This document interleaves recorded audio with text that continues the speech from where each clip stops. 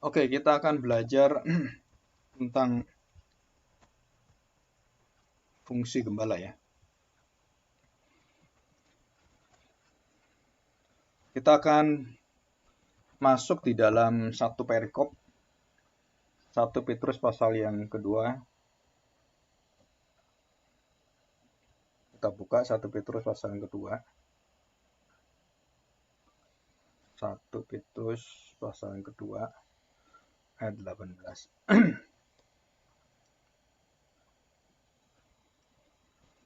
Oke, kita akan masuk ya. Temanya dan juga perikop itu dengan judulnya penderitaan Kristus sebagai teladan. Nah, kita harus tahu bahwa Injil itu fokus pemberitaan yang tertinggi tentang Kristus itu bukan perkara soal mujizatnya, soal kuasa-kuasa dalam pelayanan yang dia tunjukkan dia adalah Allah yang menjadi manusia, dan juga beberapa hal yang menakjubkan ya. Terus memberi makan orang, 5.000 orang, 4.000 orang, terus dengan kesembuhan-kesembuhan dan juga kuasa yang luar biasa. Inti daripada semua mujizat itu mengarahkan orang supaya percaya kepada dia nanti mati. Jadi di situ. Jadi fungsi mujizat, fungsi nubuatan, kekuatan Kristus, kemudian pelayanan dia yang membukakan banyak sekali hal-hal yang belum pernah terjadi di manusia, di hidup manusia dan khususnya bangsa Israel, dan mujizat-mujizat yang pernah dilakukan nabi-nabi itu tidak akan pernah bisa menyaingi dan melebihi daripada Kristus yang begitu banyak, dan hampir tiap minggu itu mujizat-mujizat itu banyak sekali mengalir ya. Tapi itu bukan berita utama, bukan berita yang puncak daripada pekerjaan pelayanan Kristus. Berita puncak yang menyelamatkan, yang membawa kita masuk dalam hidup kekal, itu adalah dia seorang gembala yang menyerahkan dirinya sebagai domba. Ya, ini dicatat ya. Jadi gembala yang juga adalah domba. Akulah gembala yang baik. Apa gembala baik? Dia memberikan dirinya sebagai domba. Nah, ini satu pastoral ministry, satu prinsip teologi pastoral yang ada dalam Alkitab, dan itu yang ditunjukkan dan ditujukan kepada Kristus. Dan kita harus memberitakan ini. Jadi gembala yang agung, pemelihara jiwa domba yang sesat. Nah, bagaimana dia memelihara domba yang sesat? Dia menjadi domba yang sehat. Ya, dialah domba yang sulung. Dialah domba yang benar, domba yang taat. Nah, kita sesat, memberontak, keras kepala, keras hati gitu. Nah, ini menjadi teladan ya, teladan di dalam teladan karya Kristus yang mana dia menjadi teladan, yaitu penderitaan. Nah, berita ini di gereja-gereja hampir terhapuskan ya. Kristus menderita. Nah, ini kita menuju Jumat Agung. Nah, Jumat ini kan ada Jumat Agung ya. Nah, saya harapkan kalian bisa mempersiapkan baik-baik. Dan mungkin ada puasa, saya nggak tahu ya, nanti dibicarakan. Oke, saya bacakan. 1 Petrus pasal 2 ayat 18. Hai kamu hamba-hamba, tunduklah dengan penuh ketakutan kepada Tuhanmu, bukan saja kepada yang baik dan peramah. Jadi ada pemimpin yang baik seperti Pak Jokowi gitu ya. Presiden kita tuh sangat luar biasa. Ya, selama ini kita lihat presiden yang sangat dekat dengan rakyat dan memperhatikan dan memperjuangkan itu, presiden kita Jokowi itu sangat luar biasa ya. Dan Tuhan pilih dia dari rakyat dan tidak ada latar belakang apapun, tiba-tiba dengan secepat kilat gitu ya, naik langsung jadi presiden dengan cara Tuhan yang ajaib. Nah, di sini baik dan peramah ya, bukan saja kepada yang baik dan peramah, tetapi juga kepada yang bengis, yang kejam, yang sadis, yang tidak berperi kemanusiaan seperti Herodes, ya kan, seperti Herodes, Nebukadnezar, Belshazzar, Raja Asyur dan semuanya. 19. Sebab adalah kasih karunia jika seorang karena sadar ya, bukan tidak sadar akan kehendak Allah, menanggung penderitaan yang tidak harus ia tanggung. Sebab dapatkah disebut pujian jika kamu menderita pukulan, atau dipukul ya, menerima pukulan karena kamu berbuat dosa. Jadi itu bukan pujian, itu kehinaan, kurang ajar kamu berbuat dosa, kamu dipukul. Tapi kita kebalik, kita dipukul, kita menderita, dan kita mendapatkan pujian dari Tuhan. Kenapa? Karena kita menderita meneladani Kristus. Menderita yang tidak layak kita tanggung. Ya. Tetapi jika kamu berbuat baik, dan karena itu, karena perbuatan baik kamu harus menderita, maka itu adalah kasih karunia. Itu adalah anugerah. Jadi jelas ya, itu adalah anugerah. 21. Sebab untuk itulah kamu dipanggil. Untuk itulah kamu dipanggil. Menderita yang tidak seharusnya, yang tidak sewajarnya, dan tidak salahnya kamu tanggung. Menderita. Karena dosa orang, karena banyak orang-orang memusuhi kita didiskriminasi, kita dihalang-halangi, dan kita pokoknya tidak diberikan satu kelayakan, kesempatan, dan dibukakan banyak hal dan kita ditutup. Ya, kita tahu itu. Dan di dalam banyak hal, orang Kristen itu tidak boleh jadi ini, itu banyak. Nah, sekarang mulai dibuka satu persatu ya di negara kita. Kita bersyukur karena asas demokrasi. Ayat yang ke-21. Sebab untuk itulah kamu dipanggil. Jadi panggilan kita adalah panggilan untuk menderita seperti Kristus yang tidak menanggung karena dosanya, karena kesalahannya, tapi karena dosa orang, karena kesalahan orang, karena kebencian orang memusuhi kita menderita.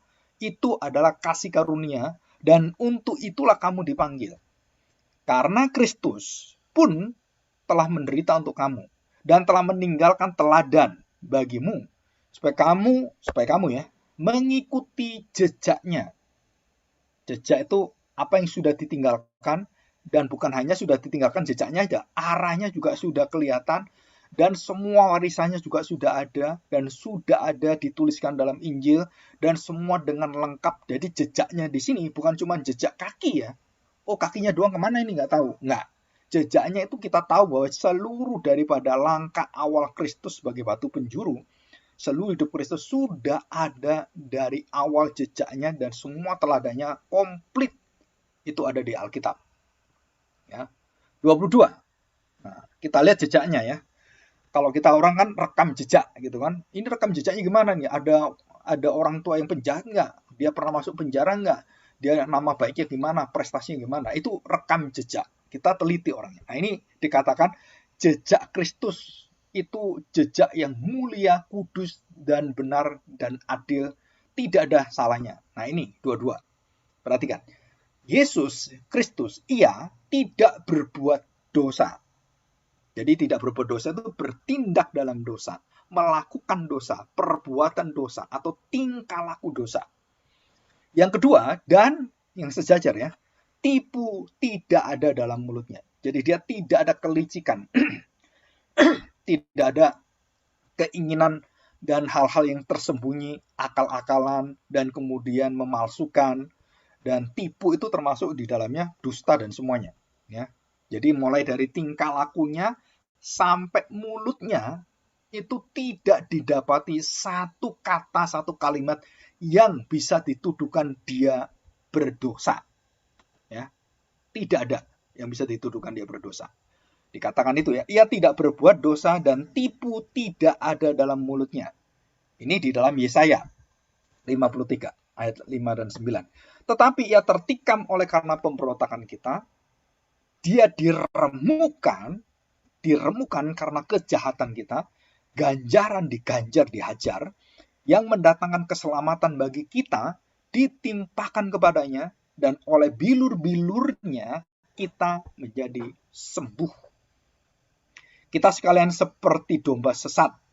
Masing-masing kita mengambil jalannya sendiri, tetapi Tuhan telah menimpakan kepadanya kejahatan kita sekalian. Dia dianiaya, tetapi dia membiarkan dirinya ditindas dan tidak membuka mulutnya. Ya, ini karakter teladan Kristus. Kalau kita selidiki ada sekitar 7 karakter Kristus yang luar biasa. Termasuk salah satunya tidak membuka mulut waktu dicaci maki, dihajar, disiksa, dan mengalami kesakitan-kesakitan, penghinaan. Dia tidak membuka mulutnya. Seperti anak domba yang dibawa ke pembantaian. Seperti induk domba yang keluh di depan orang-orang yang menggunting bulunya, ia tidak membuka mulutnya. Ya. Sesudah penahanan dan penghukuman ia terambil dan tentang nasibnya, siapakah yang memikirkannya? Sungguh ia terputus dari negeri orang-orang hidup, dan karena pemberontakan umatku ia kena tulah. Orang menempatkan kuburnya di antara orang-orang fasik, dan dalam matinya ia adalah di antara penjahat-penjahat. Yesus mati di antara penjahat kiri kanannya. Sekalipun ia tidak berbuat kekerasan dan tidak ada tipu daya dalam mulutnya. Ya, ini diulangi oleh Petrus. Jadi Petrus waktu menuliskan ayat ini, tidak berbuat dosa, tipu daya tidak dalam mulutnya, itu mengacu pada Yesaya tadi. Ya. Yesaya 53 ayat 9. Ya. Oke, nah kita lihat ini ayat yang selanjutnya. Bagaimana kita melihat secara prakteknya? Ya, ini kan Tuhan Yesusnya dalam dirinya punya kualitas yang luar biasa. Dan bagaimana keluarnya, praktek di luarnya, eksternalnya. Ya, ini internal Tuhan, ya, internal dirinya. Dan kemudian eksternalnya bagaimana? Ayat 23. Ketika yang dari luar, ia dicaci maki, ia tidak membalas dengan mencaci maki. Ketika ia menderita, ia tidak mengancam. Jadi kalau saya sakit, kurang ajar kamu ya. Awas kamu ya. Nah, gitu kan? Itu kan kita sering gitu, mengancam. Tetapi ia menyerahkannya kepada dia, Bapaknya, yang menghakimi dengan adil. Ia sendiri telah memikul dosa kita di dalam tubuhnya di kayu salib. Supaya kita yang telah mati terhadap dosa, hidup untuk kebenaran, oleh bilur-bilurnya kamu telah sembuh. Nah, istilah bilur ini banyak disalah mengerti dan ditafsirkan salah dan dipraktekkan oleh pendeta-pendeta menjadi doa kesembuhan, dan itu sebenarnya tidak tepat, bahkan menuju pada kesesatan. Kalau kita doa, bilur-bilur Tuhan Yesus menyembuhkan kamu, penyakit-penyakitmu. Nah, yang diceritakan dalam 1 Petrus pasal 2 ini, ayat 24, bilurnya itu bukan kesembuhan, tapi kematian. Kematian Kristus, penderitaannya lah yang menjadi kesembuhan jiwa kita. Jadi bukan kesembuhan fisik di sini. Ini kesembuhan jiwa, kesembuhan keselamatan kita dalam dosa. Nah, bagaimana kita disembuhkan? Kamu memiliki karakter Kristus, bilurnya itu yang menimpa Kristus ya. Jadi ini apa? Bilur itu kan habis selecutan itu kan ada bekasnya, bilur kan? Buah, seperti itu kan. Darah. Dan kemudian luka ya, kayak orang itu beset-beset gitu kan, wah kayak gitu kan, kelihatan gitu, cacatnya kan kelihatan, terus keluar darahnya. Nah, bilurnya ini itu menyembuhkan. Maksudnya apa? Karakter Kristus yang menerima dosa-dosa dan caci makian itu tidak membalas, dan dia menderita karena itu. Nah, ini yang menyembuhkan. Jadi bukan doa kesembuhan. Dan kemudian ayat ini dipakai, bilur-bilurnya kamu disembuhkan. Terus kemudian kita doain orang, kamu disembuhkan. Mengusir orang, kamu diusir. Nah, itu tidak pada konteksnya. Dan banyak ayat Alkitab, juga para hamba Tuhan, pendeta, pengajar, yang mengajar dengan salah, bahkan sesat, karena konteks Alkitabnya tidak dipelajari dan arahnya kemana, itu ngawur semuanya. Dan dia asal baca, nggak belajar, nggak pernah sekolah, nggak tahu bahasa Ibrania, Yunania, nggak pernah belajar tentang hermeneutics, tentang homiletics, tentang menafsir Alkitab, dan dia tidak sungguh-sungguh, dia asal baca seenak sendiri, maka kecenderungan untuk jatuh dalam dosa, kesesatan, penyelewengan Alkitab itu sangat besar, dan itu sudah nampak. Dan itu terjadi di mana-mana, apalagi di YouTube. Itu banyak orang yang tidak berkualitas, pendeta-pendeta itu ngawur semuanya. Kemarin saya baru dapat, udah pernah saya kasih ya di WA, Tuhan Yesus mau mati di salib atau ketabrak gerobak, itu nggak masalah. Yang penting dia tuh mau menyelamatkan saya. Ini padahal pendeta ini pernah jadi ketua pendeta-pendeta seluruh Indonesia, dan dia berada di tempat jabatannya, kedudukannya tertinggi, ya. Dan dia mengatakan kalimat itu, dia seorang doktor, dia seorang berpengetahuan yang luar biasa, tapi hatinya kepada Kristus itu sangat menghina Tuhan. Walaupun dia mengatakan dia percaya Tuhan Yesus, tapi dengan kalimat-kalimat dia mengatakan Yesus ditabrak gerobak, itu dia tidak mengerti bahwa Yesus mati di kayu salib itu sudah dinubuatkan, sudah diprediksi, dan semua itu akan menjadi satu tonggak sejarah dan terjadi di dalam sejarah manusia. Jadi tidak mungkin ditabrak gerobak, itu nggak mungkin. Dan dia mengatakan nggak urusan mau ditabrak gerobak, mau ditabrak truk, urusannya. Yang penting Yesus mati bagi saya. Nah, inilah satu pengajaran-pengajaran yang merusak semuanya, dan Tuhan Yesus tetap dia akan menghakimi semuanya. Ya, kita harus hati-hati. Jadi kita harus betul-betul hati-hati. Oke, nah kita lihat karakter ini ya.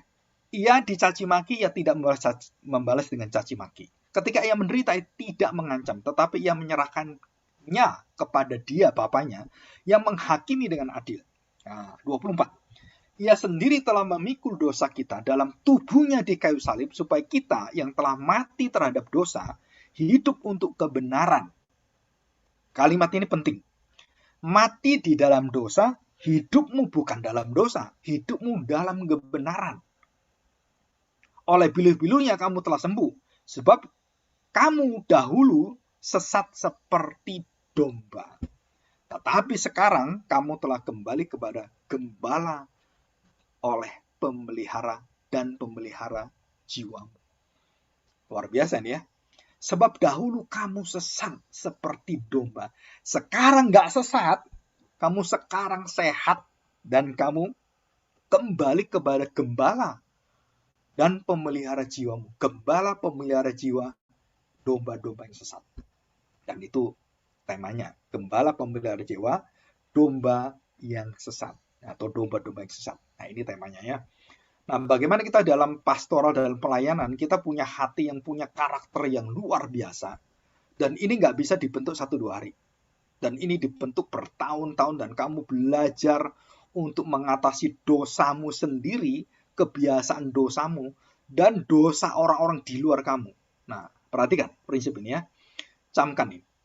Kalau kamu tidak bisa menangani dosamu pribadi, kamu tidak akan mampu untuk mengatasi dan menerima serta mengerti dosa orang lain yang menimpa kamu. Jadi jelas ya. Jadi kalau kamu tidak bisa menangani hidupmu, kamu tidak bisa mengendalikan dirimu, kamu tidak bisa mengontrol semua emosimu, dan di dalam dirimu ada kuasa daging itu yang luar biasa, membawa kamu dalam dosa, perbuatan-perbuatan yang dalam kedagingan, dan kamu bisa tahu ini dan kamu bisa mengalahkan ini, barulah kamu bisa berdiri dan kamu bisa melihat orang lain seperti dirimu yang di dalam kesusahan untuk menangani, menggembalakan dirinya sendiri. Jadi kita harus menggembalakan diri kita sendiri. Menggembalakan artinya apa? Menuntut kita supaya kita harus taat di dalam jalan gembala firman Tuhan dan Kristus. Jadi kita harus mampu memimpin diri kita sendiri, mampu mengontrol diri kita sendiri, mampu membuat kita sukacita karena Kristus, mampu menempatkan damai sejahtera Kristus dan Bapa itu menjadi bagian paling dalam, paling dasar dari seluruh hati kami, hati kita. Dari apapun yang keluar, yang masuk dari eksternal, menimpa ke kita, kita sudah siap. Kenapa? Karena kita sudah belajar bagaimana kita melihat selumbar di mata saya. Bukan melihat selumbar di mata orang. Bukan melihat selumbar di mata orang, balok di mata kita nggak tahu. Kita sudah belajar menguji diri, kita sudah meneliti diri, kita sudah baca Alkitab, kita sudah merenungkannya, dan kita sudah merefleksikannya, mendevosi. Mendevosi itu merenungkan dengan dalam firman Tuhan. Dan kita melihat diri kita sendiri dulu di depan kaca surgawi itu, di depan kaca kekudusan itu. Wah, saya ini banyak salahnya. Aduh, saya ini penuh dengan dendam, penuh dengan iri hati. Saya penuh dengan kekecewaan, saya penuh dengan tawar hati. Aduh, saya itu hidup kok kurang pengharapan. Aduh, saya ini malasnya luar biasa. Dan itu semua kamu harus ngaca dulu. Kalau kamu sudah bisa ngaca, kamu sudah tahu bagaimana wajahmu penuh, kamu baru melihat orang lain, baru ngerti. Kenapa ngerti? Karena apa yang salah padamu, orang lain juga salah sama. Oh, bagaimana kamu memperbaiki? Kamu bisa ngajari orang lain memperbaiki. Kalau kamu bisa kemudian mengobati dirimu, orang lain bisa diobati. Dan kamu tahu cara-caranya, dan orang lain juga diberitahu caranya. Dan semua ada dalam firman Tuhan. Semua ada dalam warisan Kristus. Jadi ini. Jadi kita melihat ada satu kuasa yang luar biasa di dalam diri Kristus yang akan membawa kita memelihara jiwa kita. Dan dulu kita sesat menjadi domba sesat. Kita kemudian menjadi domba yang taat, yang sehat, dan domba yang teguh di hadapan Tuhan, yang berjalan dengan gembala yang memelihara jiwa kita. Ya. Nah, kenapa Petrus menuliskan ini? Latar belakang kita sebentar aja ya. Kenapa? Karena banyak tuduhan bahwa orang Kristen itu tidak mau digembalakan, tidak mau dipimpin oleh pemerintah. Dan fitnahnya adalah mereka tidak taat pada kaisar, mereka melawan kaisar, mereka tidak menyembah kaisar. Maka Petrus sebagai rasul mengatakan, tunduklah kepada pemerintah, patuhilah pemerintah, jangan melawan pemerintah. Karena semua pemerintah diangkat dan diturunkan oleh Allah. Semua pemerintah alat Allah. Semua penguasa itu adalah budak Allah, hamba Allah. Ya, kita buka Amsal 21 ayat 1. Nah, ini ayat ini kalian hafalkan. Ya, Amsal 21 ayat 1. Amsal ya. Sebentar. Amsal 21 ayat 1. Demikian bunyi firman Tuhan. Saya baca. Hati raja seperti batang air. Perhatikan, hati raja seperti batang air. Tahu batang air ya? Kalau kita di desa-desa kan ada pipanya gitu, batang air ya. Kalau kita kan paralon sekarang, yang pipa itu kan. Nah, zaman dulu itu bambu. Bambu-bambu itu ada yang kecil, ada yang besar. Nah, itu dialirin air dan kemudian batang air ya dari bambu atau yang lain. Nah, hati raja itu seperti batang air yang nggak bisa kemana-mana kalau tidak diarahkan oleh Tuhan. Jadi raja itu berbuat apapun, yang bengis sekalipun, itu sudah di dalam takaran Tuhan. Sudah dalam kontrol Tuhan, dalam kendali Tuhan. Yang raja bengis itu dengan dosanya, Tuhan bisa ngatur dia semua. Kamu dosa, kamu jahat, bisa tak atur. Herodes jahat, bisa tak atur. Semua diatur Tuhan. Semua dikendalikan. Dan semua dalam ketetapan Tuhan. Dan tidak ada yang keluar dari nasib malang, nasib mujur. Semua dalam ketetapan Tuhan. Hati raja seperti batang air di dalam tangan Tuhan. Tuhan besar ya. Tuhan-nya besar. Artinya Yahweh. Dialirkannya kemana ia ingini. Ini luar biasa. Jadi kita ini harus tunduk dan harus hormat pada pemerintah. Bahkan bukan pemerintah yang baik. Bengis sekalipun kita harus tunduk. Dan kita dituduh, wah kamu itu melawan pemerintah. Enggak, kita bukan melawan pemerintah. Kita tunduk pada pemerintah. Kecuali pemerintah melawan Tuhan Yesus Kristus, kita berhak menyatakan bahwa kami tetap percaya. Mau dipenjara, mau dibakar, mau dibunuh, kami tetap. Dan kami tidak melawan engkau, kami memberitakan siapa ke Kristus. Dan itu bukan melawan pemerintah. Ya. Jadi semua hamba Allah untuk kebaikan kita. Penguasa-penguasa semuanya. Jadi kita harus taat. Kecuali kalau kamu berbuat dosa, maling, nyolong, ngerebut orang lain, ngerebut istri orang, ngerebut tanah orang, ngerebut nyuri mobilnya orang, nyuri apapun gitu ya. Nah, kita harus tahu, kita tidak akan mendapatkan berkat jika kamu berbuat dosa dan kamu dihukum oleh pemerintah. Itu salahmu sendiri dan itu adalah hukum yang adil. Ya, kamu dipenjara, nah itu ganjaranmu. Jadi jangan berdoa, Tuhan ampuni saya supaya hukumannya itu saya dibebaskan. Habis merkosa orang, habis bunuh orang, terus ngomong seperti itu doa. Gak ada gunanya. Kenapa? Kamu menghina Tuhan. Kamu harus bertanggung jawab terhadap dosamu. Karena kamu berdosa, kamu tanggung jawab. Kamu bunuh orangnya, kamu tanggung jawab di penjara. Untung kamu di penjara, gak dibunuh. Nah, perubahan-perubahan dalam hati ini, itu hanya bisa memiliki satu hati yang tunduk kepada pemerintah, patuh. Itu karena satu. Karena kita mengerti siapakah raja di atas segala raja. Kita mengerti firman raja. Kita mengerti sabda raja. Kita mengerti siapakah yang menuntun kita. Jadi firman Tuhan, Kristus, dan Roh Kudus itu selalu mengiringi kita. Jadi kita tidak akan melawan pemerintah yang baik dan benar untuk kebaikan kita. Pemerintah yang mengatur semuanya, kita hormat dan kita malah dukung pemerintah. Kita berkati pemerintah di mana kota kita ada, kita berkati kota itu di mana desa itu atau gang kita, kampung kita, semua kita berkati. Ya, di situ ada satu kuasa yang indah yang dikasih oleh Tuhan. Nah, kita akan melihat ini, teladan gembala yang baik dalam 1 Petrus. Ya, teladan itu apa saja? Kita lihat ya. Nah, sudah perhatikan. Ya, perhatikan baik-baik. Ayat yang ke-21 ya. Perhatikan ya. Teladan gembala yang baik. Nah, kita lihat apa itu. Yang paling jelas adalah yang pertama yang diceritakan Ayat 21. Sebab untuk itulah kamu dipanggil, karena Kristus pun telah menderita untuk kamu dan telah meninggalkan teladan bagimu, supaya kamu mengikuti jejaknya. Betul kan? Jadi apa yang ditanam? Satu, penderitaan yang akan menjadi teladan kita, dan kita harus dipanggil menderita seperti Kristus menderita, dan kita akan menikmati kasih karunia Allah dalam penderitaan permusuhan dunia memusuhi Tuhan. Ya, di sini kebenaran yang kita bawa, nama Kristus kita bawa, itu dibenci oleh orang-orang beragama, apalagi agama-agama tertentu. Wah, itu begitu kenal Kristen, kenal Kristus, Isa, wah mereka bencinya luar biasa. Ya, mereka langsung wajahnya lain. Saya pernah kenalan dengan orang sama. Begitu saya ngomong, saya orang Kristen, Pak. Wah, langsung beda mukanya dia. Oh, Kristen ya? Terus saya ngomong, saya pendeta, Pak. Oh, pendeta ya? Tambah menjauh dia. Kayak ketemu setan gitu loh. Jadi ketemu orang Kristen itu kayak ketemu jin kafir gitu. Wah, mengerikan sekali ini orang-orang.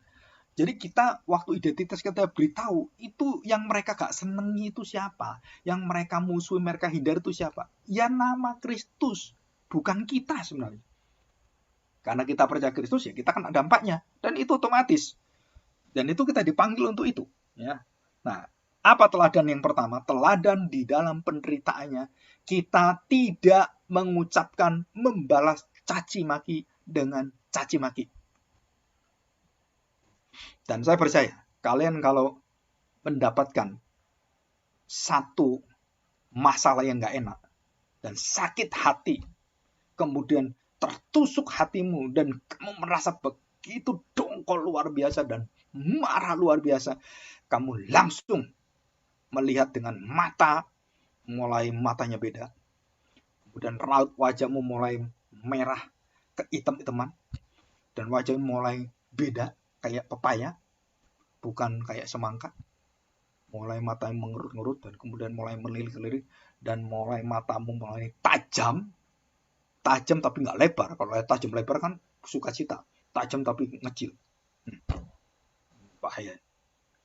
Dan kamu mulai hatimu panas, dan situ kemudian mulai gak tahan di tenggorokan, dan akhirnya begitu orang itu membuat masalah lagi, langsung kita marah, dasar kamu. Wah, disitulah manusia lama kita, domba yang sesat, muncul lagi. Dan kita harus belajar. Saya pun masih belajar. Dan terus belajar melihat Kristus. Waktu dicaci maki, dia tidak membalas caci maki. Dia dihina, dia diejek, ditempeleng, dipukul, diludahi, ditendang, ditampar. Aduh, semua diolok-olok, dihina-hina, dilecehkan. Terus kemudian dibuat mainan, ditutup, ditempeleng kepalanya. Aduh. Dan kemudian apa? Dia menerima hukuman yang paling akhir, hukuman mati. Dengan siksaan yang membawa sampai mati. Dengan penderitaan, kesakitan sampai mati. Dengan kehinaan sampai mati. Dan dengan seluruh kemaluan yang sampai mati. Dengan satu hati yang lemes dan tidak bertenaga, dan gak bisa apa-apa, gak ada tenaganya, sampai mati. Dan semua sampai mati.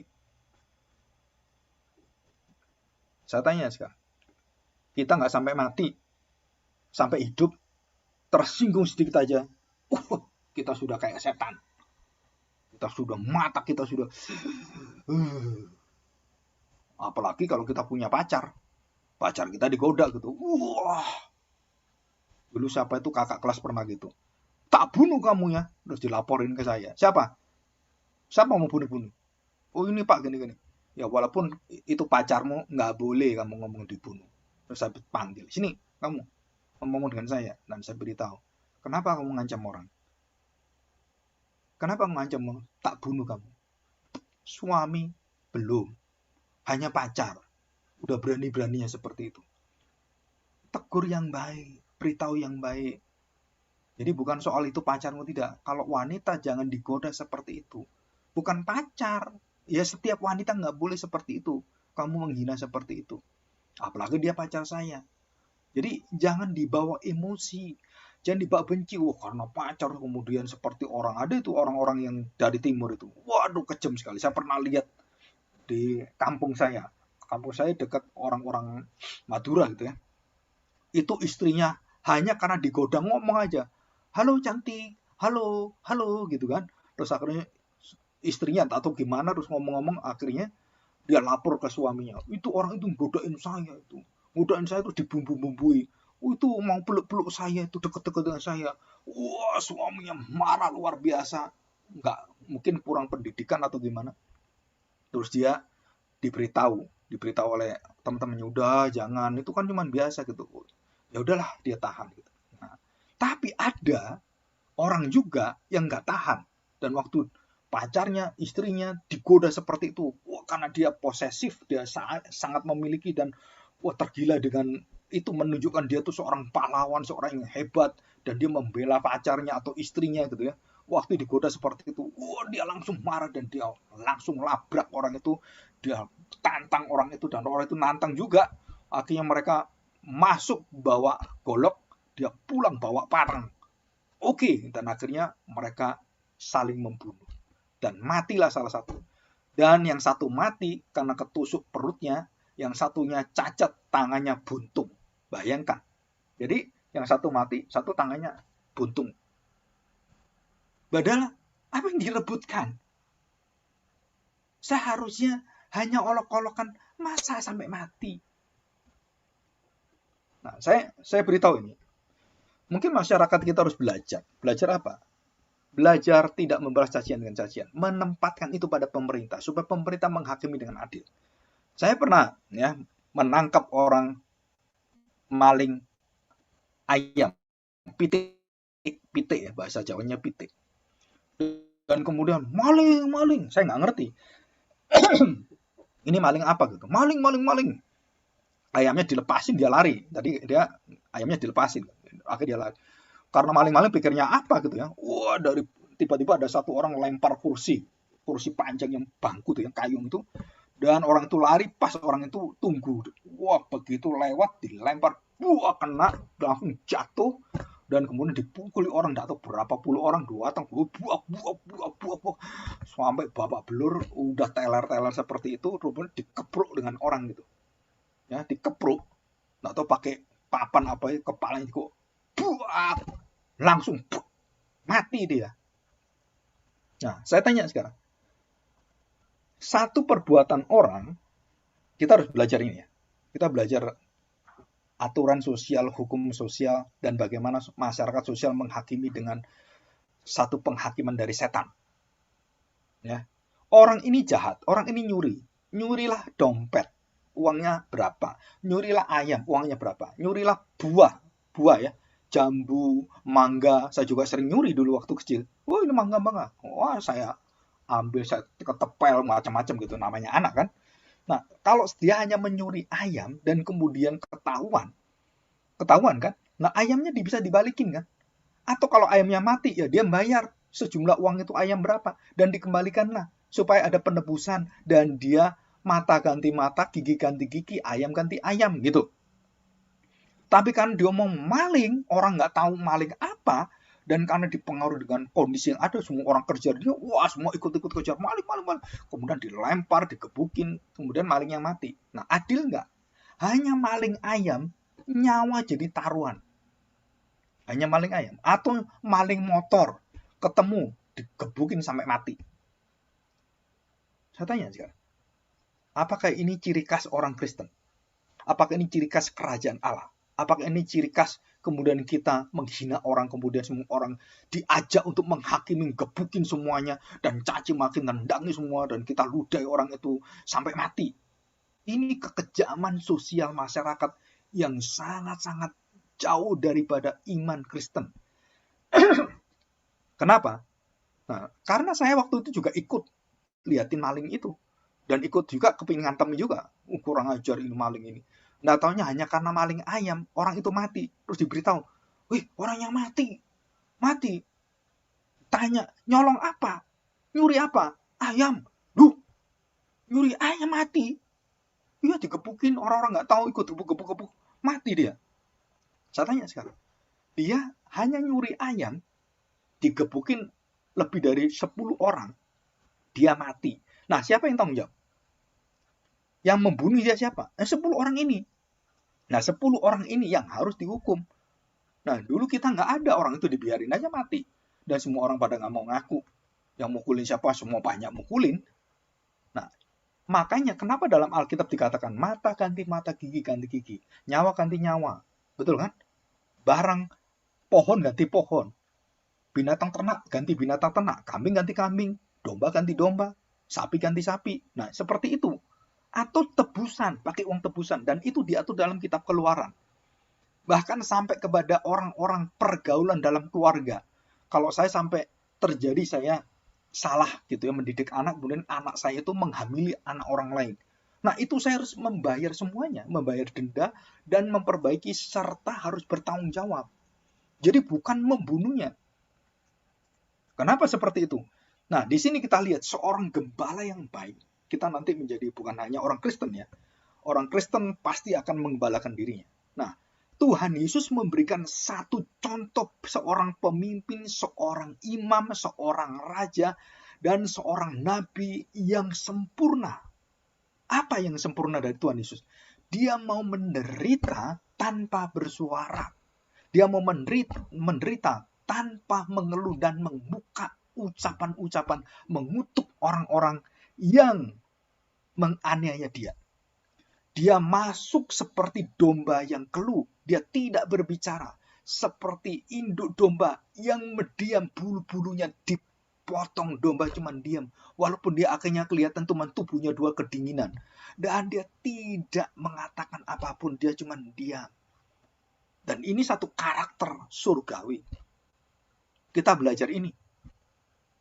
Saya berkali-kali kalau berdiskusi dengan dosen-dosen yang lain dan semuanya, terus saya ingatkan tentang hal ini.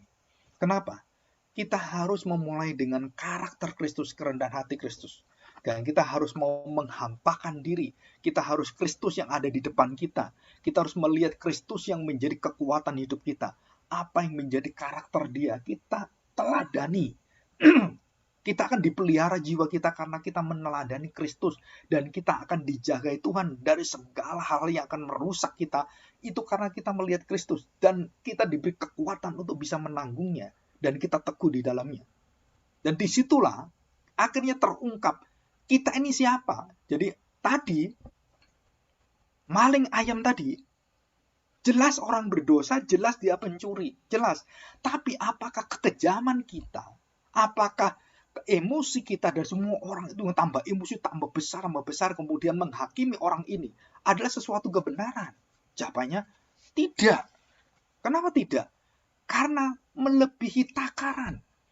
Kita membalas itu selalu melebihi takaran. Saya beri contoh. Ada orang benci dengan saya, ya. Dan kemudian suatu hari orang itu beritahu saya, "Pak, yang benci Bapak sekarang ini lagi sakit. Dan kemungkinan akan mati, Pak." Kenapa? Misalnya, kenapa memang? Wah, itu dibalas Tuhan, Pak. Nah, saya beritahu. Ngomong hati-hati. Walaupun dia jahat dengan saya, tapi bukan kamu yang emosi. Bukan kamu yang syukuri. Syukur biar mati dia. Bukan. Kita harus menaruh hati kita. Hati Kristus. Kita harus melihat orang itu. Memberikan kesempatan kalau bisa kita mendoakan dia, memberkati dia, memberikan kasih kita, perhatian kita, supaya dia merasakan kasih Allah. Jadi bukan syukur, disyukur-syukurin. Dan ngomong itu, kamu dikutuk Tuhan, kamu menghina hamba Tuhan, menghina pendeta, kamu musuh pendeta, nah itu kamu dikutuk Tuhan. Bukan itu bukan pekerjaan kita, itu urusan Tuhan. Tapi kita semua diberi satu karakter Kristus. Kita ditanam kasih Kristus. Kamu menanggung satu penderitaan yang tidak seharusnya ditanggung. Kamu berbuat baik, kamu dimusuhi orang-orang seperti itu. Dan ini bisa di dalam gereja. Bisa majelis, bisa pendeta, bisa penatua, bisa diaken, bisa semuanya. Atau jemaat juga bisa. Dan kita tidak boleh membalas kebencian itu dengan kebencian. Kita tidak boleh membalas sakit hati dengan sakit hati. Atau ngomongin orang dosa-dosa dia. Nah, ini yang paling celaka ini. Kalau kita sakit hati gitu ya, apalagi biasanya kaum wanita, cewek atau ibu-ibu, kalau sudah sakit hati ngomong ke ibu-ibu, wah, panjang sampai kayak sepur gitu ya, kayak kereta api nggak berhenti-berhenti. Tut gitu. Waduh, ngomong itu kurang ajar tuh. Nah, dari ibu ini cerita ke sana sana, wah, akhirnya semua orang tahu, wah, ini kurang ajar ini. Kenapa? Karena dari satu arah, dia dengarin satu arah dan dia difitnah dengan dia dirumpiin semuanya. Apakah dia layak dibenci oleh semua orang? Kalau dia berdosa kepada saya, ayo kita beresin berdua saja. Kita sepasang mata bersama-sama saling memaafkan. Kalau nggak bisa, bawa saksi, dua saksi. Jadi ada dua pasang mata saksi yang akan mendamaikan kita. Kita duduk, kita berdoa. Kamu kenapa sih kok beda dengan saya? Kenapa kamu ngolong-ngolong saya? Kenapa mungkin saya salah atau kamu yang kelebihan bagaimana? Oh, maksud saya begini, gini, gini. Benar seperti itu. Kalau seperti itu, ya ini saksinya semuanya. Oke, saya bisa terima. Oke, akhirnya dia minta maaf. Kita juga minta. Oke, kita maafkan. Selesai. Dan itu baik. Dan tidak mengingat-ingat lagi. Kalau lupa sih nggak bisa. Tidak mengingat lagi. Jadi oke lah. Jangan diulang lagi ya, kita sama-sama tahu dan kita sama-sama terima. Oke, salaman lagi, kita baik lagi, dan kita betul-betul bisa membuang hal itu semua. Sakit hati, dengki, dongkol kita, akar pahit dalam hati kita, itu bisa dilepaskan. Itu sukacitanya luar biasa. Ya mungkin kebanyakan orang-orang yang bermusuhan dan kemudian dia tahu salahnya dan saling memaafkan, itu biasanya tambah baik, tambah tambah berteman dan tambah dekat sekali. Kenapa? Karena tahu kelemahan kita. Dan itu yang terjadi, yang pernah saya alami seperti itu. Ada pendeta yang senior, waduh gak seneng. Tapi begitu saya terus tidak membahas caci maki, maka dia mempercayakan pekerjaan pelayanan. Udahlah, kamu aja, Gung. Kamu yang gantiin saya gitu. Bayangkan dulu itu, wah, iri. Wah, gak seneng gitu. Tapi setelah kita baik, kita beritahu dan semuanya, dan kita komunikasi dengan baik, wah dia tahu, oh berarti kamu nggak mengambil kedudukan saya, kamu tidak mau untuk melepaskan semua, terus kemudian mengambil kursi saya sebagai pendeta senior. Wah enggak gitu. Akhirnya sampai saya dipromosiin untuk apa? Menjadi pendeta di gereja di Surabaya itu. Udah kamu aja jadi pendeta, nanti gantiin saya sudah umur mau 60 tahun. Saya katakan, Pak, nggak bisa, saya harus melanjutkan kuliah lagi, kan saya di sini cuma setahun. Udahlah, nanti lanjutin di Surabaya aja, jangan kemana-mana. Nggak bisa, Pak, karena saya udah harus ke Amerika, saya harus ke Los Angeles, saya harus ke sana. Saya nggak bisa, kenapa? Karena udah saya tanda tangan gitu. Ya udah, nanti kalau udah selesai ke sini ya gitu. Nah, dari situ kita lihat, dari hati yang panas menjadi dingin dan menjadi hati yang terkait, dan kita saling mendoakan, kita menjadi baik. Waduh, sukacitanya luar biasa. Nah, di situ. Jadi kita akan membawa, kalau sudah gembala itu memberikan contoh dalam penderitaan. Nah, kenapa dalam penderitaan? Karena tidak ada orang yang tahan dalam penderitaan yang tidak akan berkata. Kita lihat Ayub, kita lihat Musa, kita lihat Abraham, semua jatuh dalam dosa. Daud apalagi, Salomo lebih-lebih lagi. Saul, wah gak karu-karuan dia, Raja Saul.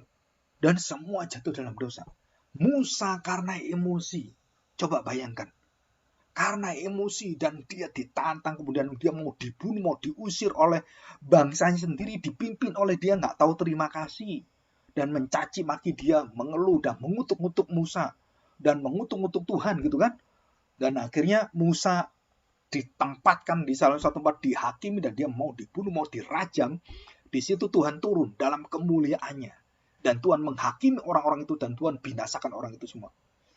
Dan tahu, Musa dosanya yang diingat dan kemudian diberitahu oleh Tuhan. Dia memukul batu karang, bukit karang itu dengan emosi. Dia pukul itu. 2 kali dia pukul. Dan Tuhan katakan, karena peristiwa di Mara atau di Meriba, kamu tidak boleh masuk tanah Kanaan. Saya tanya sekarang, salahnya apa Musa? Musa terbawa emosi. Bayangkan, terbawa emosi karena bangsa Israel ini kurang ajar luar biasa. Ya, sangat kurang ajar sekali. Apa yang terjadi? Dia nggak tahan emosi, kemudian dia bawa tongkat itu dan dia pukul dengan emosi, kurang ajar kamu itu. Nah, dia tidak marah pada Tuhan loh. Dia marah kepada, dia mencaci maki dalam hatinya kepada bangsa Israel. Dan dia marah, bangsa yang biadab, bangsa yang bebal, gitu kan. Terus dia pukul, dar. Memang mujizat keluar, air keluar. Aqua itu keluar, aqua gitu kan. Aqua, tambah besar dan mengairi semuanya. Dan Tuhan beritahu, Musa, karena dosamu, kamu tidak masuk tanah perjanjian. Kamu tidak diperbolehkan. Kenapa, saudara? Karena dia dipengaruhi dengan emosi jemaatnya. Dia dipimpin hatinya oleh kedongkolannya. Kamu ini kurang ajar. Bangsa yang keras kepala, tegar tengkuk. Musa emosi dan terbawa emosi, kemudian dia jatuh dalam dosa. Jadi bagaimana menjatuhkan pemimpin? Gampang. Pertama, setan mengangkat pemimpin dan dipuji-puji semuanya. Kamu pemimpin yang baik, khotbahmu bagus. Wah, kamu luar biasa. Kamu berkarisma, kamu ganteng. Waduh, kamu cakap orangnya. Kamu nyanyimu indah sekali. Wah, kamu mainnya gitar bagus. Aduh, kamu bisa membawakan liturgosnya itu luar biasa. Kami merasakan dipimpin dengan satu berkat dan kami merasakan roh Tuhan bekerja waktu kamu menyanyi, waktu kamu memimpin, waktu kamu khotbah, kamu pelayanan. Wah, luar biasa. Dan iblis memakai ini semua. Pujian-pujian ini. Dan sampai puncak, sampai kita kenyang dengan pujian, dan kita berada di atas seperti itu. Dan tiba-tiba ada satu jemaat yang menghina kita, datang mengatakan, Pak, kalau boleh Pak, gereja ini akan baik kalau Bapak turun. Bapak lepaskan jadi gembala. Karena Bapak tidak pantas jadi gembala. Dan dia ngomong, Bapak tidak pantas jadi gembala. Wah, dia emosi. Ini orang-orang itu semua muji-muji saya semuanya. Kenapa satu orang ini kok mencaci maki saya? Kok gak seneng dengan saya? Wah, dia emosi. Dan karena emosinya dia berusaha supaya orang ini diusir dari gereja. Dan dia pakai majelis, dia pakai hamba Tuhan yang lain. Dan kemudian dia atur semuanya. Akhirnya jemaat ini yang mengkritik dia, itu dimusuhi satu gereja dan diusir. Dan itu caranya iblis. Diangkat dulu dan kemudian dikirim satu orang yang mencaci maki kamu. Dan kamu emosi karena udah terbiasa dipuji-puji. Makasih. Terus satu orang berada depanmu mencaci maki kamu. Kamu gak layak, gak pantas kamu jadi pendeta. Khotbahmu gak enak. Kamu emosian, kamu ditunjuk. Wah, dia emosi dan kemudian semua diatur oleh dia seperti orang Farisi ahli Taurat. Ya, mau membunuh Tuhan Yesus. Sama, kita sama. Kita pengaruhi teman-teman kita, musuhi dia. Pengaruhi semua bela kita. Dan kita matikan karakternya. Kita matikan sifatnya. Dan kita tuduhkan supaya dia betul-betul orang jahat. Nah, kita semua. Sampai akhirnya anak itu kemudian tahu. Lu kenapa semua musuh saya? Apa salah saya? Oh, dia nangis-nangis. Dan kemudian dia dikeluarkan. Karena difitnah. Sama. Waktu jemaat itu keluar. Dan saya pernah melihat orang seperti ini di gereja. Dan bukan satu dua orang, banyak. Dan mungkin kita juga sama pernah masuk dalam dosa seperti ini. Kalau kita nggak suka dengan orang, kita ngomong-ngomong orangnya. Dan kita bunuh orang itu dengan apa? Menyebarkan ketidakbaikan. Dan bukan melihat selumbar di mata kita. Kita melihat selumbar di mata orang. Dan kita tidak melihat balok di mata kita. Kita tidak melihat, kita merasa kita paling benar. Wah, itu baloknya itu. Merasa paling benar. Identitas kita akhirnya muncul pada saat apa? Penderitaan, penghinaan, dicaci maki. Nah, di situ dia keluar. Kamu seorang hamba atau bukan? Kamu seorang egois atau bukan? Kamu seorang yang menghampakan diri, menyangkali diri, atau kamu memusatkan diri, kamu gila hormat, gengsi, kedudukan, pujian. Nah, di situ kamu rontok semua. Dan Tuhan Yesus berhasil sempurna dan tidak ada satu manusia yang pernah sempurna hidupnya tanpa dosa. Dan mulutnya pun tidak mengeluarkan kalimat akal-akalan, licik, kalimat dusta, menipu, dan kalimat-kalimat yang bercabang-cabang. Enggak, Tuhan Yesus kalimat-kalimatnya itu begitu pasti dan benar dan tidak mempermainkan kata-kata. Dan kita harus belajar. Tuhan Yesus mengatakan, jika ya, katakan ya. Jika tidak, katakan tidak. Di luar ini, ya dan tidak, dari iblis semuanya. Itu jelas dalam Matius, khotbah di bukit. Ya, tidak, tidak. Jangan sekali-kali kamu mengatakan, ya bolehlah tapi ya gimana ya, nanti saya pikir lagi. Oh iya Pak, ya nanti saya kabari Pak ya. Kalau nggak bisa ngomong nggak bisa, bisa ngomong bisa. Dan kita harus belajar seperti itu. Jangan memakai kalimat-kalimat yang aneh-aneh. Nah saya juga sama. Saya seringkali juga secara nggak sadar kebiasaan-kebiasaan habitat kita dalam dosa itu membuat kita tuh mengatakan banyak supaya orang itu melihat kita ini nggak ada kelemahannya. Kita dalam pelayanan itu seolah-olah kita pastoral yang kudus, yang sempurna. Dan kita menutupi kelemahan kita. Kita telat aja mengatakan, oh iya tadi ada orang gini-gini, ngarang-ngarang cerita. Oh ada orang seperti ini, ngarang-ngarang lagi cerita. Pokoknya kita harus membela diri, menutupi kesalahan kita supaya kita benar. Dan orang membenarkan kita. Nah ini identitas kita. Sedangkan Kristus tidak melakukan ini. Dia berdiam, dia tanggung semuanya, dan dia terima. Dan dia tidak membalas. Walaupun, perhatikan, walaupun dia maling ayam, kita tahu. Tapi kebencian kita kepada maling ayam itu tidak boleh menghukum lebih kejam dari koruptor. Koruptor dihukum cuma 5 bulan, 1 tahun. Dan kemudian selesai. Yang menyengsarakan rakyat, jutaan rakyat, uangnya diambil dia semua. Ini cuma ayam. Dia dihukum mati. Layakkah gitu? Masa maling ayam digebukin sampai mati? Maling sandal digebukin sampai kemudian mukanya peot semua? Padahal sandal. Itu pernah kan maling sandal di masjid? Oh ketahuan, ditempelin orang yang blak itu. Bayangin kalau satu orang tempelin 2 kali. Itu di masjid ada 1000 orang. Tempelin semua. Wah, ininya peot semua kan? Nah, di situ kita melihat. Jadi kita harus hati-hati. Memang kita harus tahu bahwa pembalasan itu selalu Alkitab mengatakan pembalasan adalah hak Tuhan. Loh Pak, kalau kita orang Kristen, kalau kita mau dibunuh gimana? Masa kita nggak bela? Loh, ya harus bela. Kita diberi kemampuan untuk membela diri, tapi bukan membunuh karena kebencian. Nah ini contohnya, ya satu contoh. Kita lihat ya di Alkitab. Satu contoh di Alkitab. Kita lihat Dina, ya Dina.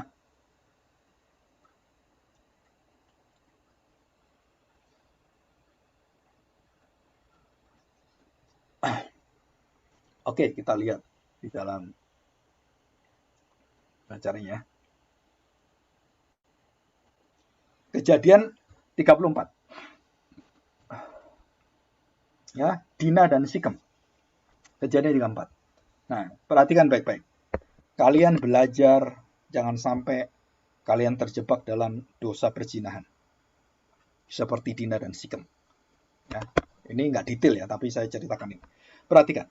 Kejadian 34, Dina dan Sikem. Pada suatu kali pergilah Dina, pergi ya, tanpa diawal, tanpa orang tua, tanpa saudara, tanpa semuanya. Dia sendirian. Dia kepingin perempuan ini menjelajahi, ingin tahunya banyak, ingin semua seperti dunia.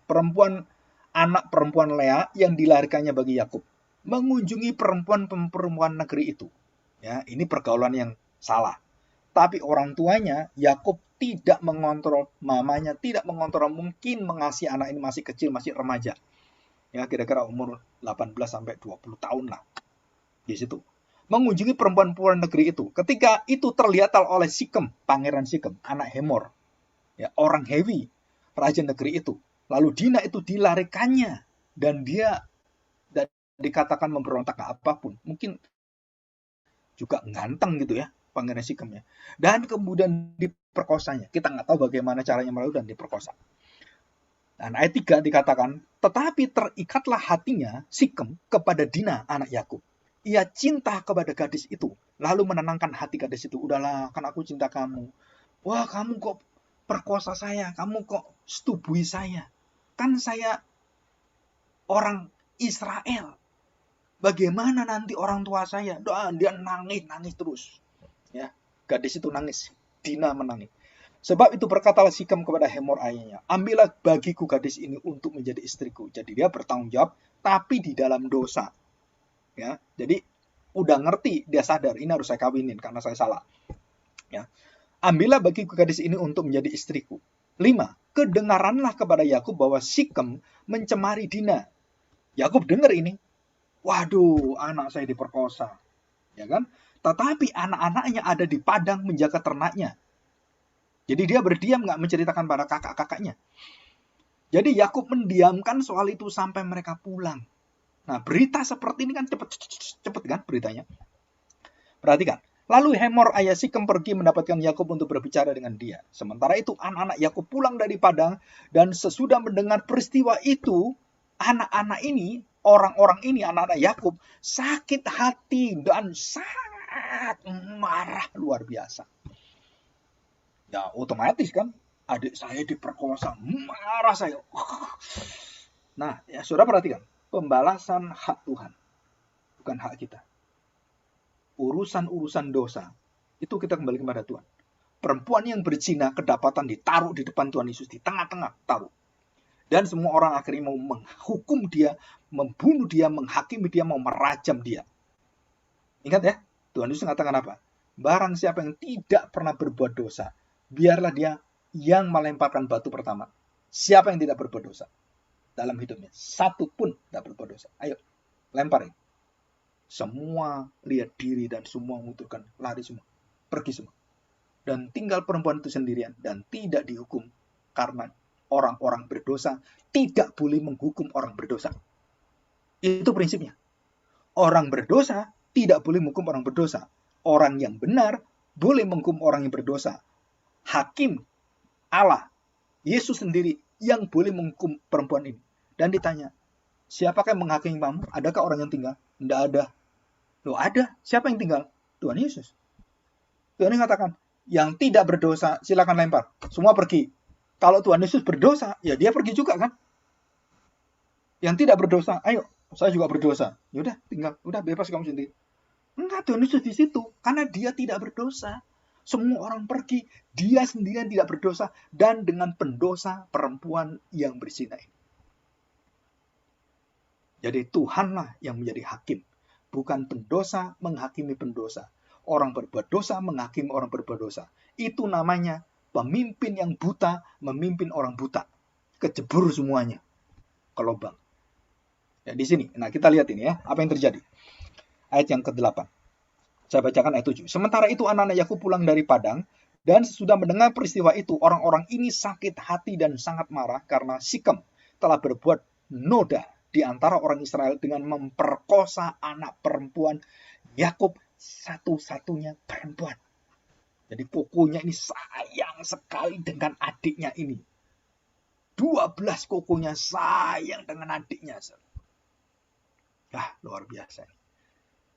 Ya, Dina ini luar biasa, dicintai keluarganya, tetapi tidak dididik dengan baik. Bergaul dengan sangat ngawur. Ya, tidak pandang sedulur, nggak peduli dapur, nggak peduli ngawur.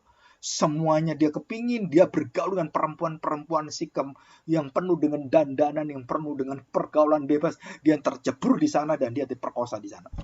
Ya. Maka disitulah dikatakan di sini, mereka marah, sangat marah karena Sikem telah berbuat noda di antara orang Israel, memperkosa anak perempuan, adik perempuan mereka. Sebab demikian itu tidak patut dilakukan, dan mereka marah. Berbicara Hemor kepada mereka, hati Sikem anakku mengingini anakmu. Kiranya kamu memberikan dia kepadanya menjadi istrinya, dan biarlah kita mengambil sambil ambil mengambil. Berikanlah gadis-gadis kamu kepada kami, dan ambillah gadis-gadis kami kepada kamu. Tinggallah pada kami, negeri ini terbuka untuk kamu. Tinggallah di sini, jalanilah negeri ini dengan bebas, dan menetaplah di sini. Lalu Sikem berkata pada ayah anak itu dan kepada kakak-kakaknya, biarlah kiranya aku mendapat kasihmu, aku akan memberikan kepadamu apa yang kamu minta. Wah, ya, jadi Sikem ini begitu cinta sampai papanya itu mau menanggung semua malunya dan mau membayar ya, kesalahannya. 12. Walaupun kamu bebankan kepadaku uang jujuran dan uang mahar, seberapa banyak pun aku akan memberikan apa yang kamu minta, tetapi berilah gadis itu kepadaku, kepada anakku menjadi istri dia. Lalu anak-anak Yakub menjawab Sikem dan Hemor, ayahnya, dengan tipu muslihat. Nah, perhatikan ya. Lalu anak-anak Yakub menjawab Sikem dan Hemor, dikatakan dengan tipu muslihat. Karena Sikem telah mencemari adiknya, jadi mereka emosi, dia merancang satu kejahatan yang melebihi batas dan membalas perkosa dengan pembunuhan yang besar. Ya, berkatalah mereka kepada kedua orang itu, kami tidak dapat berbuat demikian. Berikan adik kami kepada kami seorang laki-laki yang tidak bersunat, sebab hal itu aib bagi kami. Hanyalah dengan syarat ini kami dapat menyetujui permintaanmu. Kamu harus sama seperti kami, yaitu setiap laki-laki harus disunat. Kalau dewasa itu susah. Ya, kalau kita dewasa disunat, waduh, sakitnya luar biasa, ya kan? Dan itu baru kira-kira sebulan baru kering gitu ya. Baru bisa banyak kegiatan. Zaman dulu kan nggak ada perban, nggak ada obat anti sakit gitu kan. Nah, bayangin itu alat vital laki-laki diambil kulit katanya, kemudian dipotong ya, digunting atau dipisau, kita nggak tahu. Bagaimana mereka nyunat diri mereka yang banyak itu, satu bangsa itu suruh menyunatkan semua anak laki-laki. Semua laki-laki suruh sunat semuanya. Tujuannya apa? Nah, itu ada maksud jahat. Ya, barulah ayat 16, barulah kami akan memberikan gadis-gadis kami kepada kamu dan mengambil gadis kamu. Maka kami akan tinggal padamu dan kita akan menjadi satu bangsa. Nah, saudara perhatikan. Kalimat kita akan menjadi satu bangsa, ini adalah kalimat jebakan dan kalimat pencemaran dan kemudian perusakan kebangsaan Israel.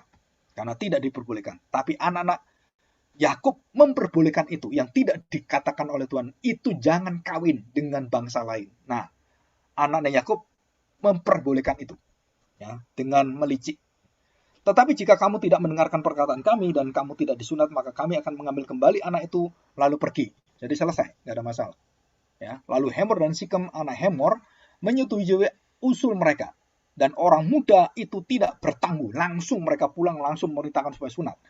Dan dikatakan sebab ia suka kepada Yakub, lalu ia seorang yang paling dihormati, ya, lagi pula dia seorang yang dihormati di antara seluruh kaum keluarganya. Lalu pergilah Hemor dan Sikem anaknya itu ke pintu gerbang kota mereka. Mereka berbicara kepada penduduk kota itu, orang-orang ini mau hidup damai dengan kita, biarlah mereka tinggal di negeri kita dan menjalannya dengan bebas. Bukankah negeri ini cukup luas untuk mereka? Maka kita dapat mengambil gadis-gadis mereka dan menjadi istri kita, dan kita dapat memberikan gadis-gadis kita kepada mereka. Namun hanya dengan syarat, ini orang-orang ini setuju tinggal bersama-sama dengan kita, sehingga kita menjadi satu bangsa, yaitu setiap laki-laki dan di antara kita harus disunat seperti mereka bersunat. Ternak mereka, harta benda mereka, dan segala hewan mereka, bukankah semuanya itu akan menjadi milik kita? Hanya biarlah kita menyetujui permintaan mereka, sehingga mereka tetap tinggal pada kita. Jadi ini licik juga ya. Kan itu hartanya banyak, udah nggak apa-apa, nanti itu kan jadi milik kita semua. Maka usul Hemor dan Sikem, anaknya itu didengarkan oleh semua orang yang datang berkumpul di pintu gerbang kota itu. Lalu disunatlah setiap laki-laki dan setiap orang dewasa di kota itu. Pada hari ketiga, nah perhatikan, hari ketiga itu hari di mana luka itu sakit-sakitnya, pedihnya, sakitnya. Jadi kalau orang disunat kan biasa pakai sarung, terus kemudian itu pakai perban gitu kan. Nah, itu bagaimana caranya itu sunatnya gitu kan. Itu kan sakit, jalan dia sakit, sana sini sakit gitu kan.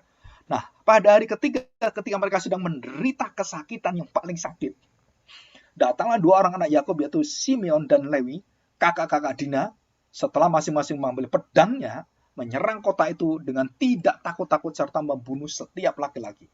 Juga Hemor dan Sikem, anaknya, dibunuh mereka dengan mata pedang, dan mereka mengambil Dina dari rumah Sikem lalu pergi. Kejam ya.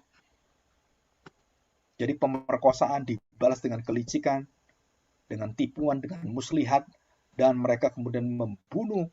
Bukan cuman yang dibunuh itu Hemor, bukan. Papanya dibunuh, bukan hanya papanya dibunuh, dan semua laki-laki yang ada di Sikem itu semua dibantai. Saya percaya Yakub tahu kebenaran.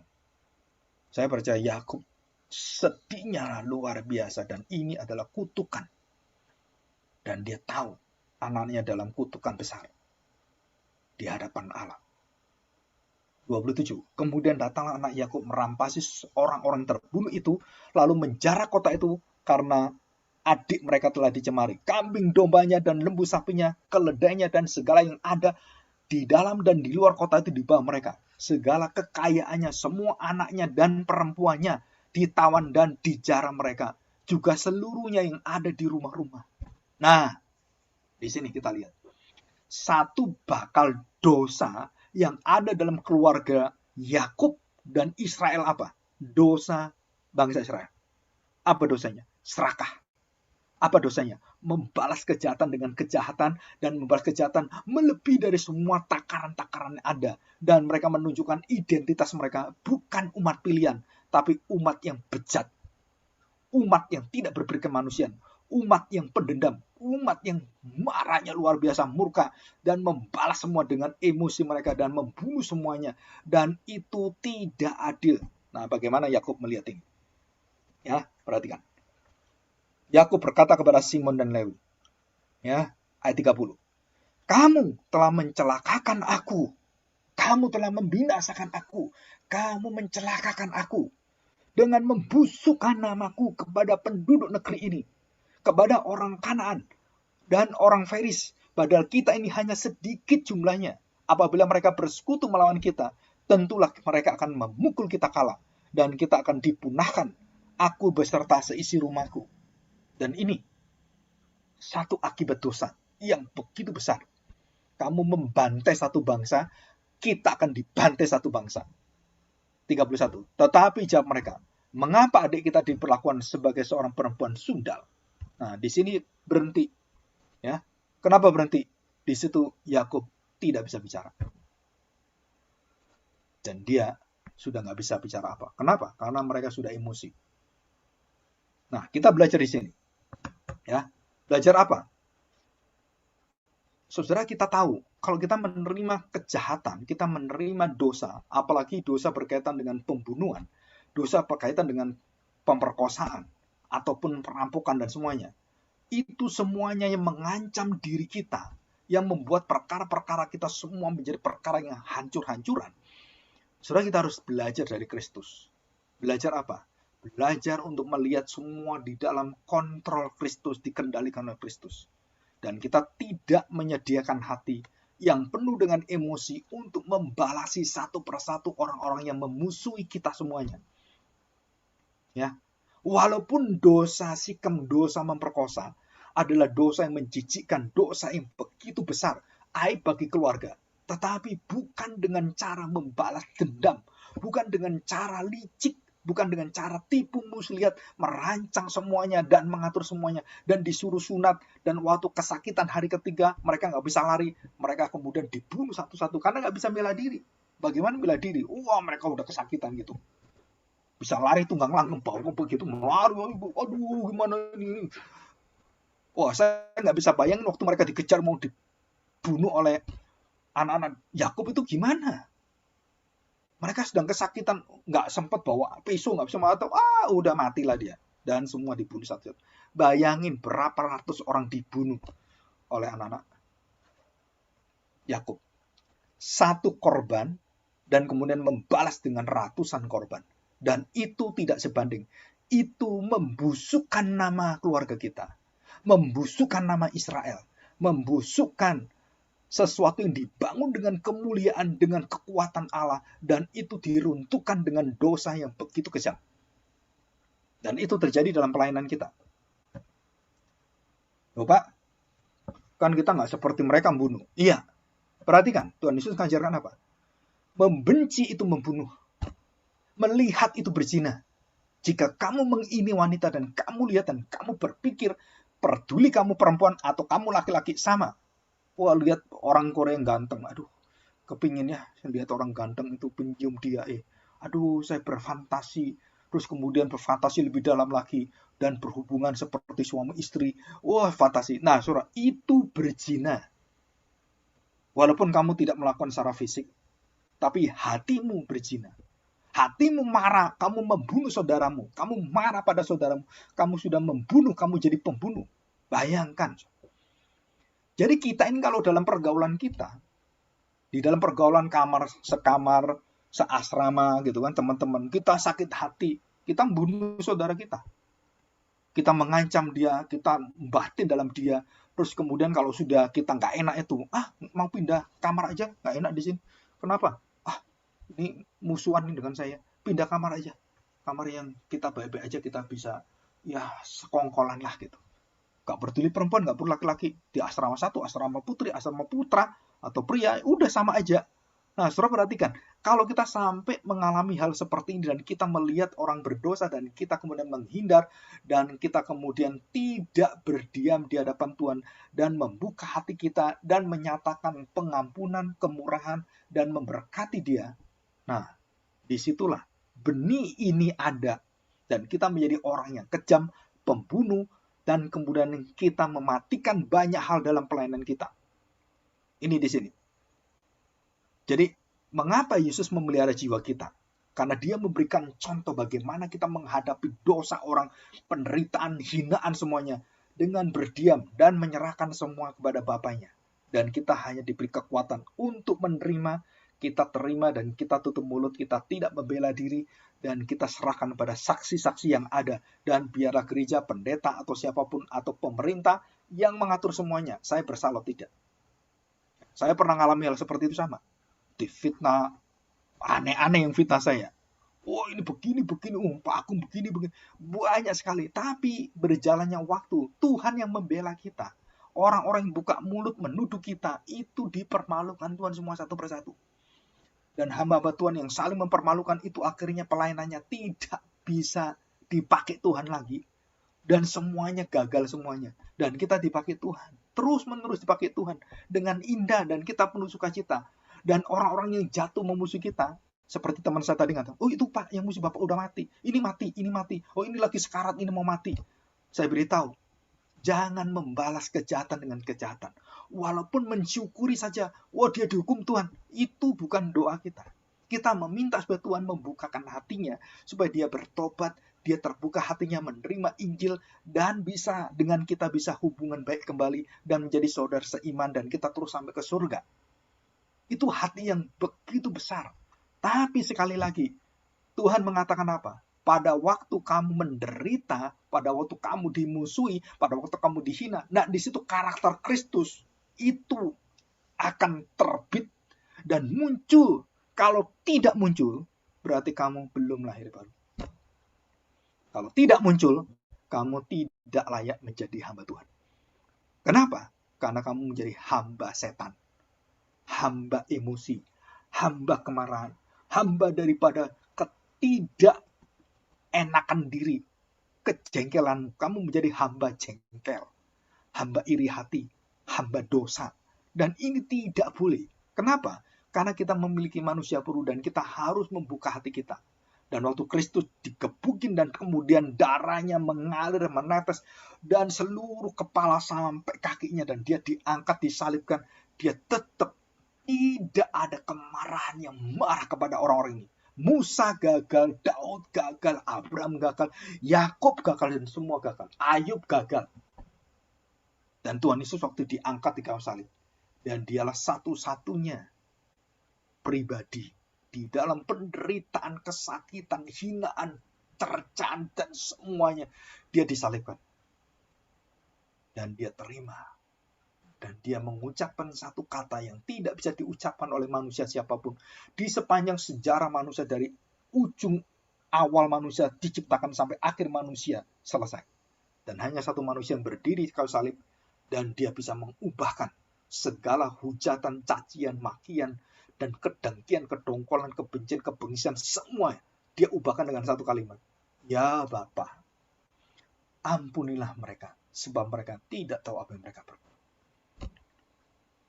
Ini satu kalimat yang membuat kita semua menjadi teduh, menjadi tenang. Dan kita lihat, Tuhan tidak membalas kejahatan dengan kejahatan. Tuhan membalas kejahatan dengan pengampunan. Tuhan membalas kejahatan dengan hati yang besar. Dan dia menerima. Dan dia mengatakan, ya Bapa, aku memohonkan. Ampuni mereka. Ampuni mereka. Ini yang sulit. kita selalu berdoa, Tuhan, jengkel Tuhan. Tuhan, hantam mereka. Tuhan, kutuk mereka. Tuhan, binasakan mereka. Mama saya mati, dibunuh dia. Tuhan, bunuh dia Tuhan. Kalau saya nggak berani. Kenapa? Dia besar Tuhan, saya kecil. Dia tentara, saya anak-anak. Nggak bisa Tuhan. Tuhan, bunuh dia. Biar tentara yang besar. Biar bajingan bunuh dia. Dan kita berpikir seperti setan. Membalas kebencian dan kebencian dibakar. Dan bensin dengan api. Bensin, wow, tambah besar. Tambah besar. Dan hangus semua kita. Dan kita hancur. Dan tidak ada satu sisa pun dalam hidup kita yang kita bisa bangun. Cacian dibalas cacian. Benci balas benci. Olok-olokan balas olok-olokan. Ejekan balas ejekan. Kemarahan balas kemarahan. Tidak mengerjakan sesuatu yang benar, yang kudus. Tetapi, waktu Yesus mengajar, kasihlah musuhmu. Berdoalah bagi mereka. Berkatilah mereka. Berikan pengampunanku. Dan dia buka. Ya Bapa. Dia berdoa. Ampunilah mereka. Dan disitulah kita melihat. Ini kekuatan. Ini yang memelihara jiwa saya. Gembala yang agung menjadi anak domba yang bersuara seperti gembala. Saudara dengarkan ini. Dia gembala yang agung menjadi domba. Dan waktu dia menjadi domba dan di dalam kematian dan di dalam kesengsaranya, dia tidak mengeluhkan apapun karena dia domba. Dan waktu dia diangkat di atas, dan domba itu menjadi gembala. Dan dia mengatakan, ya Bapa, peliharalah jiwa-jiwa mereka. Berikan pengampunan mereka. Ini tidak ada. Di contoh agama apapun, tokoh agama, nggak ada yang mampu seperti ini. Nggak ada satu orang yang mampu menghadapi dosa. Apalagi mengalahkan dosa. Dan menanggung semuanya. Karena semua manusia di dalam dosa. Di dalam semua kelemahan. Dan Tuhan Yesus waktu menerima itu semuanya. Dia tahu bagaimana sakitnya sampai dia berdoa di Getsemani. Dia nangis luar biasa. Tetesan air matanya. Dalam kegentaran yang luar biasa. Dia berkata, kalau bisa cawan ini lalu. 3 kali dia memohon. Dan dia berdoa dengan hati yang begitu dalam. Dan dia berkata dengan satu kalimat akhir. Dan dia imani. Dan berkata, jadilah kehendak-Mu Bapa. Apa artinya? Saya akan mati. Saya akan terima dosa orang ini. Dan semua musibah bencana saya akan terima. Semua orang-orang Engkau panggil dalam cinta-Mu kepada kami. Orang tua kami panggil semua. Dan Engkau semua, orang-orang semua akan meninggalkan kami. Dan kita semua akan sendiri, kita semua akan dipanggil. Dan semua apa yang menjadi milik kita, semua akan terlepas semua. Dan semua akan mati satu-satu. Mati. Dan kita akan tinggal di hadapan Tuhan. Dan tinggal diri kita. Kamu mau menerima pemelihara jiwamu enggak? Kamu memiliki dunia dan segala isinya. Tapi tidak mengakui aku. Maka aku akan menyangkali kamu. Dan kamu memiliki dunia. Jiwamu, nyawamu binasa. Tapi kamu memiliki Kristus gembala yang agung. Dia anak domba Allah yang taat, yang diam, yang menderita dalam semuanya. Dan dia disembelih dan dia mati. Dan disitulah kita melihat kekuatan kemenangan Kristus. Dia menyatakan dirinya. Kejahatan hanya bisa dikalahkan karena orang yang mau menanggung dan tidak berdosa. Dan hanya Kristus yang bisa. Dan semuanya kita lihat ini. Semua mereka-reka yang jahat. Dan hanya Tuhan yang mereka kebaikan. Bahkan bajingan penjahat pendosa. Tuhan mereka kebaikan. Aku berikan pengampunan. Bertobatlah. Aku berikan pengampunan. Bertobatlah. Berubahlah. Tuhan buka kesempatan semuanya. Ya, kita bersyukur di hadapan Tuhan. Oke. Yang terakhir, Allah adalah hakim yang adil. Jangan menghakimi orang. Karena emosi kamu akan lebih. 1 jiwa dina yang tidak mati hanya diperkosa. Saudara, harganya ratusan orang dibunuh oleh anak-anak Yakub. Dan itu tidak adil dan memalukan dan busuk. Yang katakan siapa? Papanya sendiri. Kamu busuk sekali. Ya. Apapun yang terjadi. Tuhan tidak pernah membebaskan kita dari dosa sekecil apapun. Tetapi, saudara perhatikan. Semua dosa dihakimi Tuhan. Tapi bukan kita yang bisa menakar dosa orang. Bukan kita yang bisa menakar dengan emosi kita. Kita tidak bisa. Kita hanya diberi oleh Tuhan satu kekuatan untuk memintakan pertobatan, memintakan belas kasihan, dan semua diatur Tuhan dan semua ditetapkan oleh Tuhan. Ya, kebenaran Kristus kita teladani. Kita tidak bertindak kejam pada musuh kita. Kita tidak membunuh dengan membunuh. Kita tidak mencuri dengan mencuri. Dan semua kejahatan tidak akan mati dibalas oleh kejahatan. Itu akan menghidupkan kejahatan tambah sempurna. Ya, jangan membela diri. Jangan mempertahankan diri. Membuat kita bertindak kejam, tidak berperi kemanusiaan. Dan melegalkan dosa karena emosi kita. Mungkin kita berpikir itu adil benar karena dia kurang ajar. Tetapi segala bentuk pembalasan dalam bentuk apapun, ucapan, penghindaran, sindiran, kalimat tidak suka, ngerasani, ngerumpi, mengumbar dosa-dosa musuh kita dan menceritakan, itu akan semakin memanaskan hati, memperburuk dan menumpulkan pikiran sehat kita. Dan kita akan menghancurkan semuanya. Ya, kita berdoa di hadapan Tuhan, supaya Tuhan berikan kita hati yang melayani seperti Kristus. Penuh dengan penyerahan, penuh kerendahan hati, tidak mementingkan diri, memberikan hidup kita untuk melayani orang. Mari kita berdoa, ya. Kita mohon pertolongan dari Tuhan.